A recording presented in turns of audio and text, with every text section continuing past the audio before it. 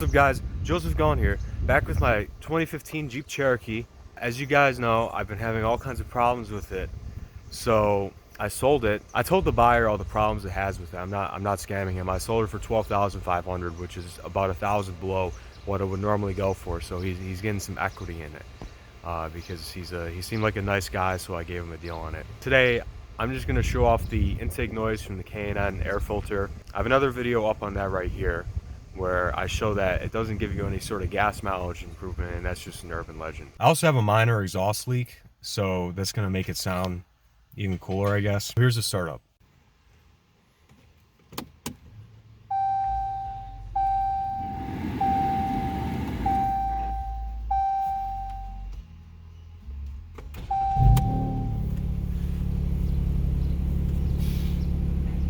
The car has an exhaust leak, so it sounds pretty bad. It doesn't make it sound like a MagnaFlow if you're thinking about taking your exhaust off. It just makes it sound like car farts. If you're wondering what the car sounds like with no muffler, it sounds a lot worse. Don't take your muffler off unless you're putting on like a MagnaFlow, and even then those are so expensive. It's not even really worth it on a car like this unless you really like it. So here goes 0 to 40 probably. I'm putting it in sport mode, so this is, you know, the best note you're gonna get from the intake.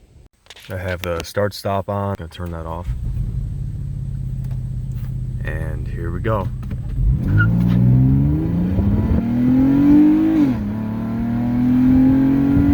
Here's what it sounds like when you're going 35.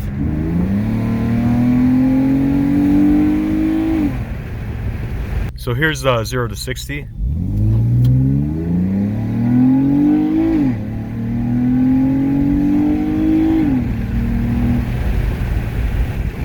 That's a pretty nice exhaust note.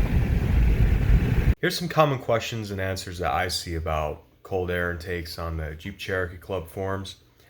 Tyler98 W68 says, gas mileage takes a hit with intakes because people want to hear the intake and drive like jackasses. My AFE and K&N with torque tube combo on 2 separate KLs saw the mileage go up.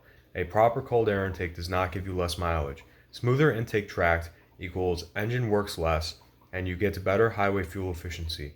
It's amazing how people post asterisk, asterisk, asterisk, asterisk they don't even know about or even understand. I don't understand how this person can argue with me. They clearly didn't watch my previous video where I said that I coast everywhere. I drive more conservatively than the normal person. I don't floor it everywhere. You can see the gas mileage going down when I'm flooring it that much, only because you're on any car, you're getting like 2 miles a gallon when you're flooring it. I definitely don't floor my car everywhere. I maybe floor it once a week, maybe, if I'm trying to get ahead of someone on the highway, but I don't floor it everywhere. I drive extremely conservatively. I use the cruise control. I coast everywhere. You can tell just by the good condition of my brakes that I coast everywhere. I barely ever use the brake. When you use the brake, you're turning that forward momentum into friction in the brake pads. You know, I understand physics and how that works. You're transferring the energy from the forward momentum into the friction of the brake pads and generating heat to slow the car down. There's tons of other videos where people say that they get worse gas mileage also. Some people even claim that the power goes down. In my opinion, they would put these in at the factory if they really made that big of a difference, or at least allow the option. So it's kind of hard to see, but this hole right down there is where the original factory intake was pulling in air from.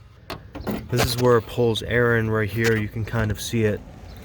So this cold air intake is just sucking in warm air from the engine compartment and making basically no difference besides just being a oversized cone air intake.